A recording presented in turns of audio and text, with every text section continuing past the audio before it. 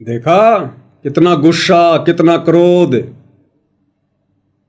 यज्ञ की सफलता में काम, क्रोध, मोह, लोभ, अहंकार निकट भी नहीं होना चाहिए। निकट भी वो यज्ञ चाहे पांडवों का हो और वो यज्ञ चाहे वर्तमान में सतगुरु रामपाल जी परमेश्वर जी ने हम आत्माओं को दिए हैं रोजाना करने के लिए, या चाहे आश्रमों में भंडारा हो, चाहे यज्ञ हो, निकट भी नहीं होना चाहिए, आसपास भी। तो भीम किस प्रकार से आग बबूला हो रहा है नेवले की बातें सुन के। तनिक भी विचार नहीं किया कि नेवला और मनुष्य की भाषा में बोल रहा है, जरूर कोई न कोई बात है, सुनना चाहिए ध्यान से। तुरंत गुस्से में आ गया। और यही गुस्सा भाई और बहनों हमारे सतलोक आश्रम से जुड़े भाई बहन, यही क्रिया आश्रमों से जुड़े भाई बहन अपना रहे हैं। ये वीडियो 12 अगस्त 2025 का हिसार कोर्ट के बाहर का, जब मुझ पवन दास की तारीख थी, जो झूठा मुकदमा इन आश्रम वालों ने गुरुदेव से मेरे ऊपर लगवा रखा है। उस दिन इन्होंने हमारे वकील के माध्यम से संदेशा दिया कि पवन दास को कहे हमसे कॉम्प्रोमाइज कर ले, समझौता कर ले। दास ने मना कर दिया कि भैया मैं तो समझौता नहीं करूंगा, मुकदमा तुम लोगों ने किया, सोच समझ के करना चाहिए था। अगर तुम्हें लग रहा है कि हमने गलती कर दी तो भैया फैसला आने दो, अब तो ये कोर्ट में है, जज के हाथ में है ये, मैं तो समझौता नहीं करूंगा। तो इन्होंने गुंडे बुला लिए बाहर से, डॉक्टर चांद राठी ने, जिन्होंने मेरे ऊपर मुकदमा किया। बसंत सैनी को बुला लिया। बसंत सैनी गांव गांद्रा, जिला रोहतक, हरियाणा वाला, हिसार में रहता है। 8-10 लोग लेके आ गए अपने साथ में भक्तों को हमारी पिटाई करने के लिए। अब बताओ भाई और बहनों, ये बसंत सैनी गांव गांद्रा, जिला रोहतक, हरियाणा वाला, जिसने उस दिन हिसार कोर्ट के बाहर पेट्रोल पंप पर हमला किया भक्तों के ऊपर, दास तो इनके हत्थे नहीं चढ़ा। दास तो किसी पुलिस वाले के साथ था, इसलिए उसके साथ में दास उसकी गाड़ी में बैठ के चला गया। पीछे से 2 भाई थे, जयपुर से मनोज जी और राजस्थान के दौसा के महुआ से मुकेश जी, वो मेरे साथ गए हुए थे। उन दोनों को इन सारनामी लोगों ने, सतलोक आश्रम वालों ने, इस बसंत सैनी ने, जो बसंत सैनी सतलोक आश्रम धनाना में, मुंडका में, सिंहपुरा में जो पाठ करता है, गरीबदास जी की वाणियों पर बैठकर पाठ करता है, देखो किस प्रकार से इन भक्तों की पिटाई कर रहे हैं। तो गुस्सा, अहंकार, ये तो इनकी नाक के ऊपर है। देखो ये नीली शर्ट वाला, नीली टी शर्ट वाला, ये बसंत सैनी, ये कोड़ियों से मार रहा है। ये भक्तों को सार नाम देता है, उस आश्रम में भक्तों को सार नाम। और यहां देखो किस प्रकार से भक्तों को जानवरों की तरह पीट रहा है। तो भाइयों और बहनों, कैसे इन आश्रमों में की जाने वाली यज्ञ सफल होंगी? अरे युधिष्ठिर में तो जरा सा अहंकार आया था, उस अहंकार के चलते भी उसकी यज्ञ संपन्न नहीं हुई। और ये लोग यज्ञ करने वाले, पाठ पर बैठने वाले, लोगों को सारनाम देने वाले बसंत सैनी जैसे हमारे भगत, ये भक्तों को सरेआम मार रहे, पीट रहे रोड पर। तो सोचो इनके आश्रमों में जितनी भी धर्म यज्ञ होती हैं, वो चाहे कबीर जी का प्रकट दिवस हो, चाहे संत रामपाल जी का अवतरण दिवस हो, चाहे गरीबदास जी का बोध दिवस हो, चाहे दिव्य धर्म यज्ञ दिवस हो, चाहे निर्वाण दिवस हो, कुछ भी हो, इनका कोई यज्ञ सफल नहीं है। कोई भी यज्ञ इनका संपन्न नहीं होता है। सारे यज्ञ इनके आधे अधूरे। भक्तों के दान का पैसा निष्फल, बेकार। ज्योति पाठ का पैसा गटर में जा रहा है। भाई और बहनों, ये भक्ति विधान से तुम्हें बताया जा रहा है। मैं पवन दास को अपनी तरफ से कुछ नहीं बता रहा, इतिहास गवाह है, इतिहास। युधिष्ठिर में तो जरा सा अहंकार आया था, लोगों की मान बढ़ाई से भरी बातें सुनकर। और यहां इन आश्रमों में पाठ करने वाले, पाठ पर बैठने वाले, गरीबदास जी की अमृतवाणियों को पढ़ने वाले, ये बसंत सैनी जैसे सारनामी लोग भक्तों को कैसे रोड पर कोड़ियों से मार रहे हैं। तो सोचिए कैसे ऐसे लोगों के द्वारा की गई यज्ञ संपन्न होगी। गुस्सा इनकी नाक पर। अभी दास ने एक वीडियो बनाया था जो इन सतलोक आश्रम वालों ने महिम 24 चबूतरे पर महम चौबीसी खाप के लोगों के द्वारा सदगुरु रामपाल जी का सम्मान करवाया था, तो दास ने उस पर वीडियो बनाया था कि भैया इस प्रकार का सम्मान हमारे गुरुजी नहीं करवाते, जब तक कोई उनका भगत नहीं बनता है, उनकी मर्यादाओं में नहीं है, ये हुक्का बीड़ी सिगरेट पीना नहीं छोड़ता है, ऐसे किसी भी व्यक्ति से जिसको ढेड की श्रेणी में लिया गुरुदेव ने, हुक्का पीने वाला ढेड, नशा करने वाला ढेड, मांस खाने वाला ढेड, शराब पीने वाला ढेड, आन उपासना करने वाला ढेड, मंदिर में जाने वाला ढेड, गुरुदेव ने इन सबको ढेड की संज्ञा दी है काफिर के अंग में। तो दास ने कहा कि ऐसे ढेडों से सदगुरु रामपाल जी सम्मान नहीं करवाते। इस बात से आग बबूला हो गए और उन खाप पंचायत के प्रधानों के साथ मिलकर ये सतलोक आश्रम वाले कॉन्फ्रेंस कर रहे हैं। और कॉन्फ्रेंस में कौन कौन बैठे हैं? विकास सिंहपुरिया, चांद राठी, हरियाणा का स्टेट कोऑर्डिनेटर अमन गोदारा, मुख्य लोग। और क्या अपने विचार व्यक्त कर रहे हैं भाई और बहनों, इनके शब्द सुनना। कह रहे पवन दास अगर हमारे खाप पंचायतों की बेइज्जती करेगा हमारा रंग बदल जाएगा, हमसे बर्दाश्त नहीं होगा। इन आश्रमों में धर्म यज्ञ करवाने वाले भक्तों के विचार हैं ये, ध्यान से सुनिएगा एक एक के। और जब भाई पवन तेरा जी कर रहा है ना ज्ञान चर्चा ने, तो नू खाप में बदनाम ना करा, बात बिगड़ जाएगी। तेरा जी कर रहा तू हमारी गला बात करे, और भाई किसी भी प्रकार से 1% भी चौबीसी खाप और महाराजिया का अपमान बर्दाश्त नहीं करा जाएगा। भाई हम इतनी आवारती बर्दाश्त कर सका जब ती बात हमारे ऊपर है, और जब हमारी खाप पर हमारे भाईचारे बात आओगी तो भाई रंग बदल जाएगा और दिक्कत हो जाएगी। पवन तने को समस्या है, तुम्हारा फोन नंबर ले, तुम्हारे दोरा तुम्हारे तब बैठ कर बात करे। देखा कितना गुस्सा, कितना ये क्रोध। और गुरुदेव कहते तर्पण सो जो तमक ना होवे, भगत को तो जरा भी क्रोध नहीं करना चाहिए, जरा भी।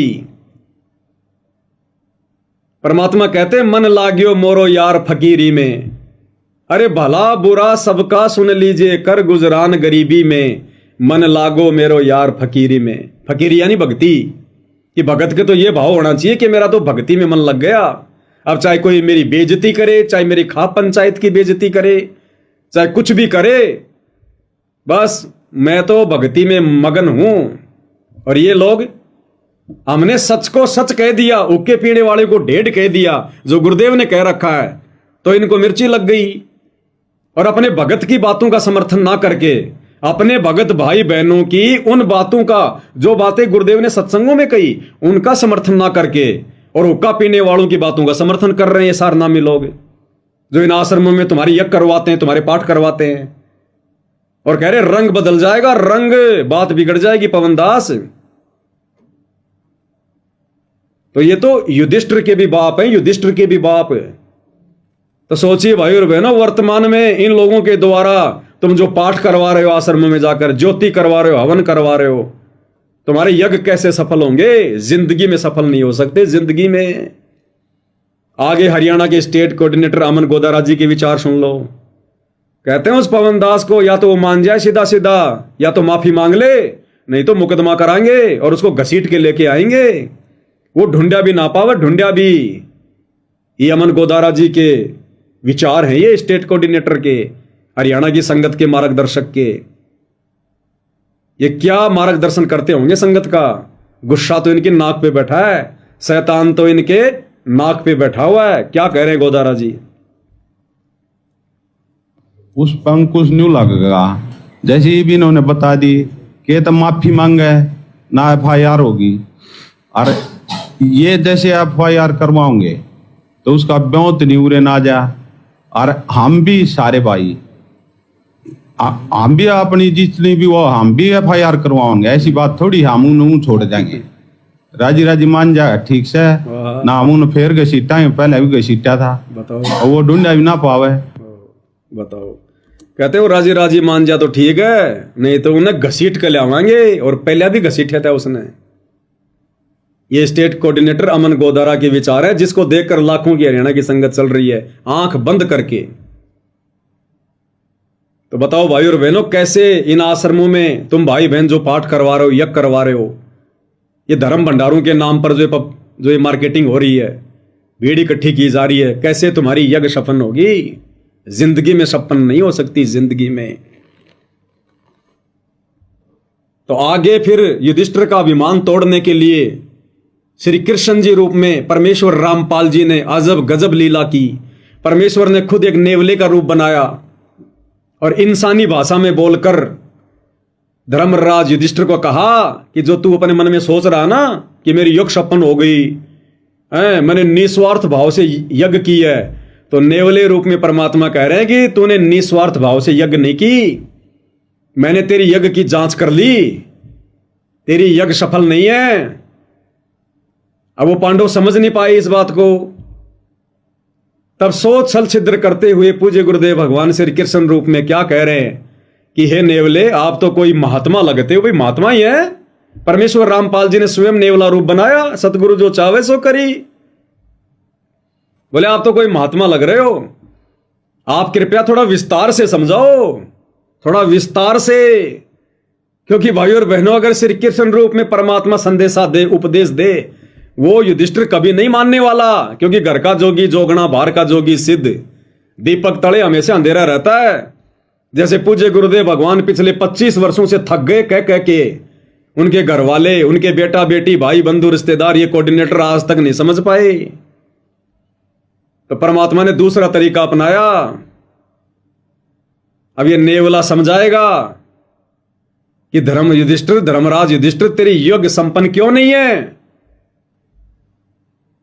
और भाई और बहनों, हमने विशेष तौर पर शिक्षा लेकर आगे बढ़ना है।